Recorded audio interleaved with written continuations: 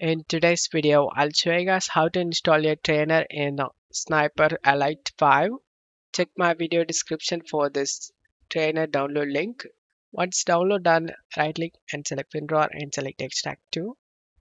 Open the extracted folder and double click on the exe file.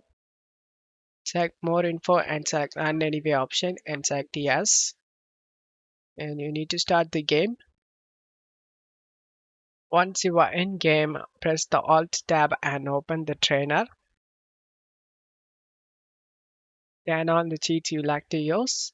To show you guys it's working, I'm gonna turn on infinite ammo and then get back to the game. Right now I have 100 ammos.